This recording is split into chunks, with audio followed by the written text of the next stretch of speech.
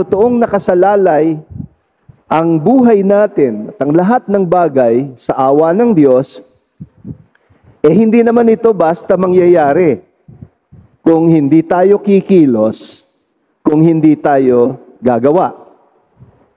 Kaya nga nasa Diyos ang awa, nasa taong gawa.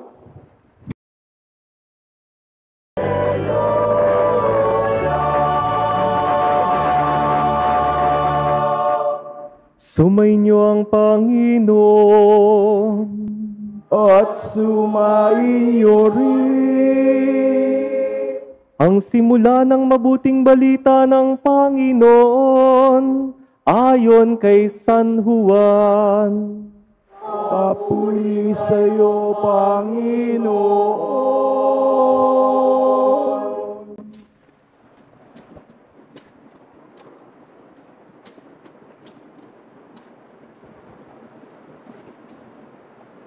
Noong panahong iyon, sinabi ni Jesus sa mga Hudyo, "Nagpasugo kayo kay Juan at nagpatotoo siya tungkol sa katotohanan.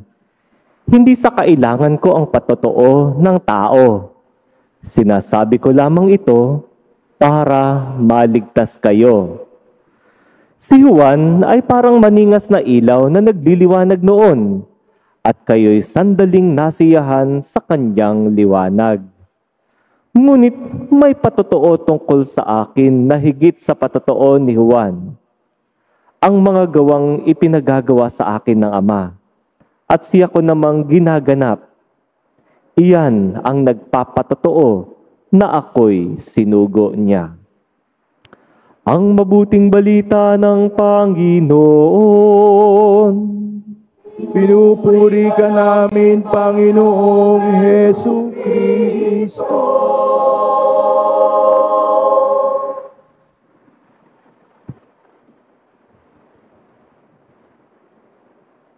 Magsiupo po ang lahat.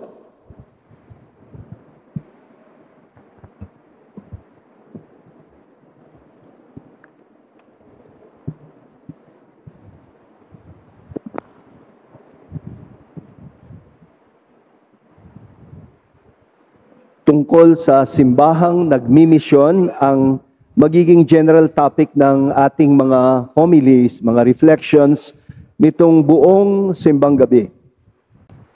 Ito kasi ang pinakabuod na layunin ng isang simbahang tinatawag nating sinodal, o sa mas simpleng salita, isang simbahang bukas at laging handang lumabas sa sarili para makilakbay sa bawat kapwa-tao.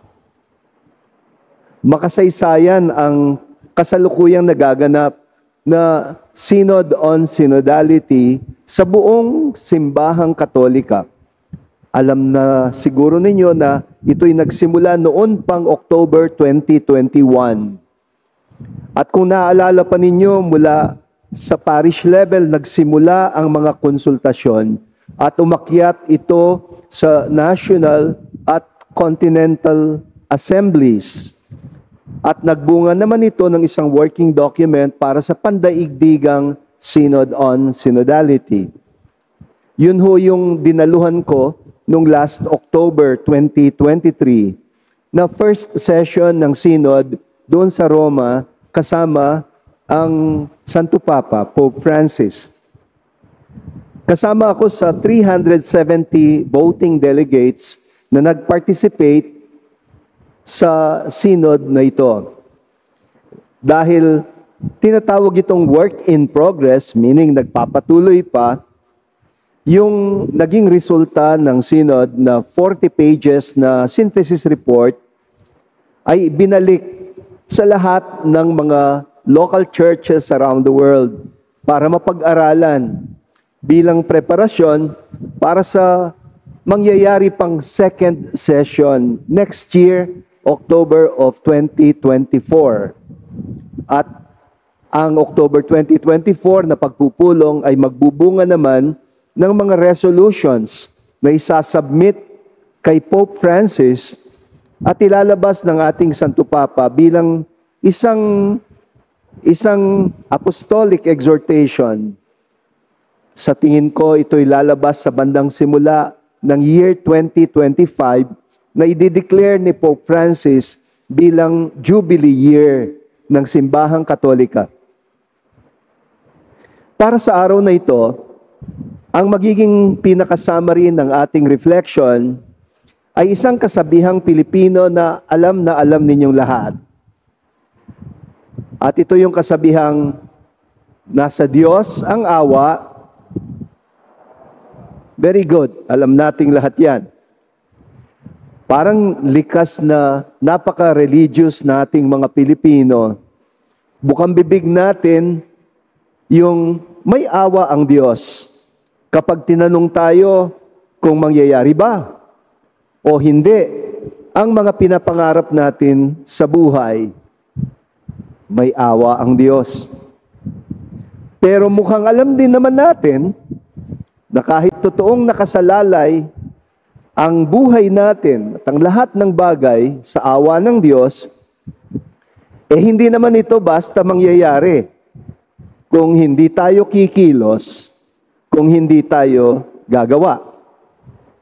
Kaya nga nasa Diyos ang awa, nasa taong gawa.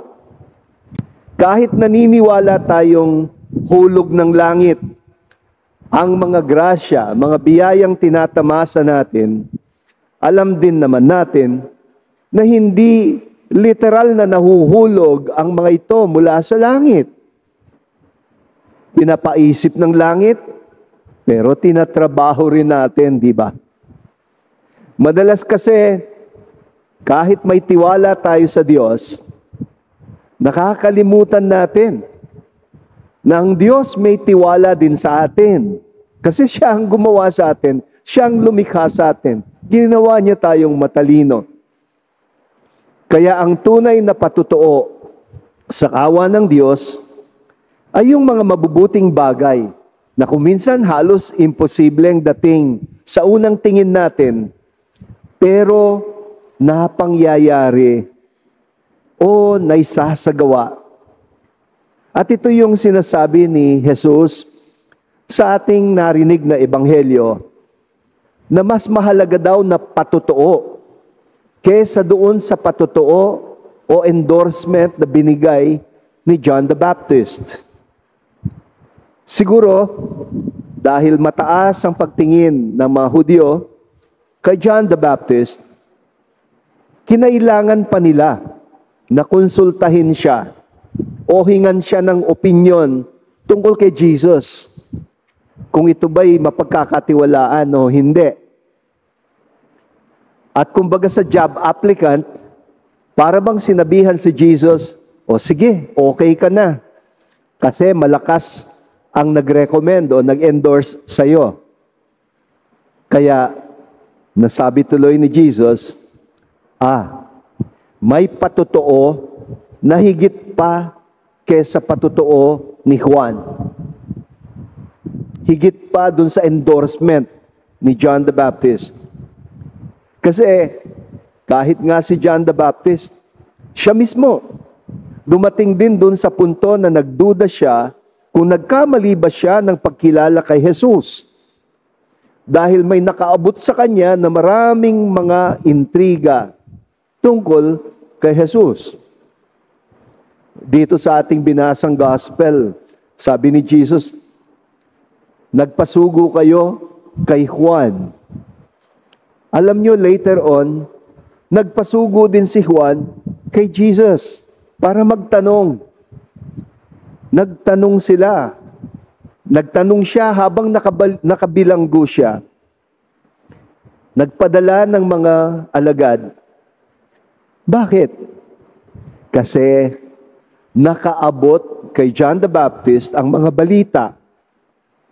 Bali-balita baga ng mga marites na itong in-endorse niya o ni-recommend niya, abay nakikipag-inuman sa mga lasinggero, nakikikain sa mga tax collectors, nakikitang kasama ang ilang mga prostitutes.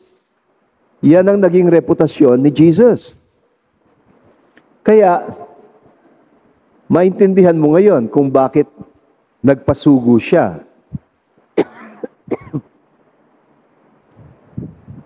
Ganito ang question. Pakisabi mo nga sa akin, kung nagkamali ba ako ng pagkilala sa iyo, para kung sakaling nagkamali ako, hahanap na lang ako ng iba. Ang sakit ng question ni John the Baptist. At sinagot ito ni Jesus. Ang sabi niya, sabihin niyo kay Juan, yung nakikita ninyo at naririnig ninyo.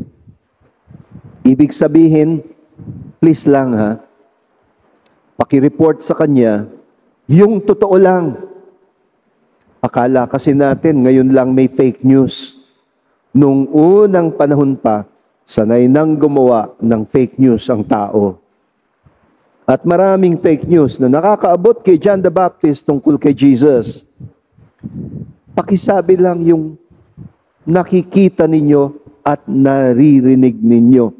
Hindi mga haka-haka, hindi mga bias, hindi mga paunang hatol, kundi yung mabubuting gawa, mabubuting bagay na naisasagawa ng Diyos, ng Ama, sa pamamagitan ni Jesus. Nakakakitang muli ang mga bulag, nakakalakad na muli ang mga lumpo, napapagaling ang mga may sakit, at nakakarinig ng mabuting balitang mga dukha at lumalakas ulit ang loob nila. Ito rin yung punto ni Prophet Isaiah sa narinig naman natin sa first reading. Kasi akala ng mga Hudyo, parusa ng Diyos sa mga kasalanan nila ang pagkakasakop at pagkakawasak ng kanilang bansa sa mga mananakop. Malay-malay ba nila na magiging daan lang pala yun para may paabot ng Panginoon ng liwanag ng kaligtasan sa lahat ng mga bansa sa buong daigdig. Kasi dahil nasakop sila, dahil na-exile sila, nagkalat sila sa buong mundo at nadala nila ang mabuting balita sa iba't ibang sulok ng daigdig. Blessing in disguise, ika nga. Dahil saan man sila napadpad, sa alinmang sulok ng daigdig, dala-dala nila ang kanilang pananampalataya. Naging paraan lang pala ito ng Diyos. Kumbaga sa tolda, parang pinaluwag ng Panginoon ang espasyo sa loob ng tolda. Naniloob pala talaga ito ng Diyos. Gusto niya na magkaroon ng maraming silid sa bahay niya. Later, nasabi din ito ni Jesus, in my Father's house, there are many rooms. Sa bahay ng aking Ama, maraming silid. Kasi, mas marami ang gusto niyang tumuloy, makapasok. Kaya pala, tayo din, dapat lagi tayong maging handa na makilakbay at maglaan ng lugar. Magpatuloy, hindi magtaboy, magpatuloy. Magpatuloy. Maging handang makilakbay sa bawat kapwa dito sa mundo. Kasi yun ang ibig sabihin ng maging Katoliko. Hindi pa tayo Katoliko kung alam lang nating pakitunguhan ay kapwa Katoliko natin. Kung tunay tayong Katoliko, kahit ano pang relihiyon, kahit ano pang sinasampalatayanan ng tao, matututo tayong makipagkapwa-tao sa kanila. Lahat ng tao dito sa mundo ay tinawag upang maging mga anak ng Diyos. Parang naulit ang kwento ng mga Hudyo sa mga Pilipinong OFW. Ngayon, tayo na ang tinatanghal na nagiging mga bagong misyonero. Biro nyo, nagsisimbang gabi tayo ngayon, pero sa buong mundo, sa iba't ibang panig ng daigdig, may simbang gabi na rin. Alam nyo bang nagsisimbang gabi na rin sila sa New Zealand, Australia? Nagsisimbang gabi din sila sa Dubai, doon sa Europe, sa Amerika, sa Canada. Saan man napadpad ang Pilipino, dala nila ang kanilang pananampalataya. Kaya sabi ng Santo Papa, tayo'y nagiging mga smuggler daw ng pananampalataya. Kasi bukod sa Timor, East Timor, tayo lang ang bansa sa buong Asia na majority ay Kristiyano at majority Katoliko. Kaya malaki ang papel na ating ginagampanan upang ang liwanag ng ating pananampalataya ay may bahagi at may tanglaw sa buong Asia at sa buong mundo. May misyon tayo. Ito ang dahilan kung bakit sa araw-araw ng simbang gabi, inaanyayahan ko kayong magnilay sa hamon ng pagmimisyon sa simbahan. Para matupad ang misyon na ito, alam nating lahat, nasa Diyos ang awa, pero nasa tao ang gawa.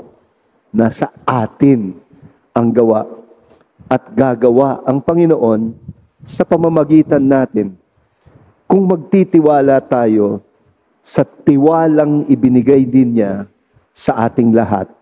Kaya maligayang pagmimisyon sa ating lahat at ipagpatuloy natin ang ating pakikilakbay para sa pagbubuo ng isang simbahang sinodal.